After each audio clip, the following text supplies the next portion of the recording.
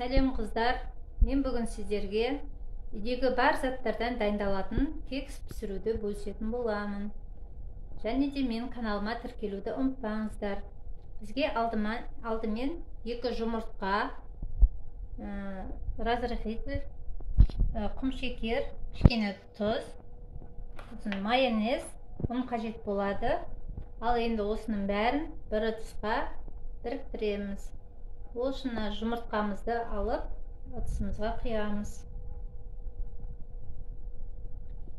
Жұмыртқамыздың үстіне кішкене қасықтың ұшымен қантымызды саламыз. Сөйтіп осыны беншікпен кішкене көпіртіп аламыз.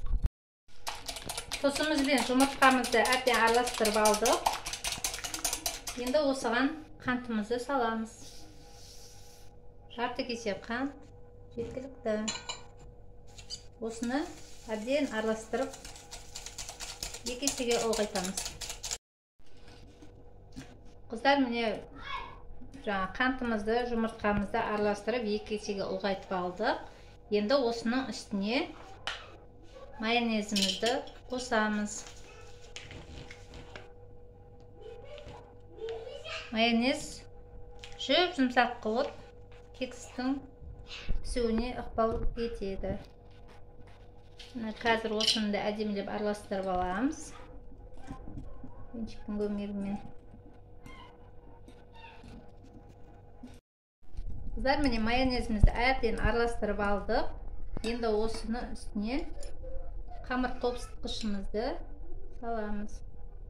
1 шай қасық жеткілікті. Осында кішкене араластырып жіберіп,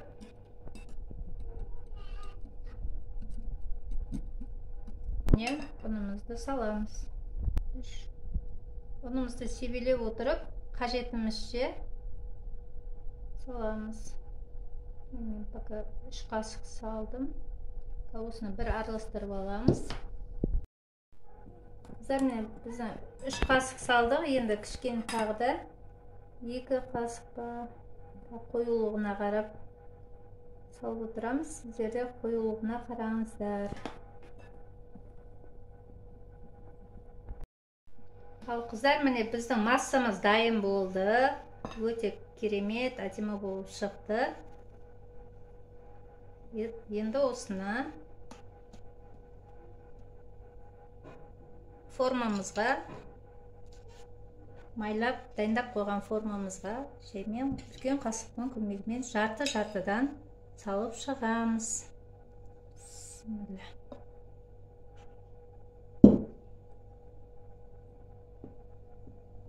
Бір ас қасық жеткілікті әр формаға.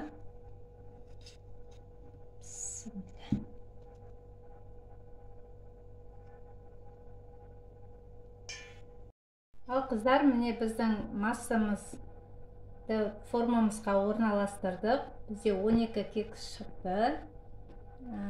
Енді осыны 170 градуста қызып тұрған пеште 25-30 минут пісіріп аламыз. Ал қыздар, міне біздің кексіміз дайын болды. Өте керемет болып шықты. Кішкене суытып алдым. Міне әдемі кекстер пайда болып жатыр.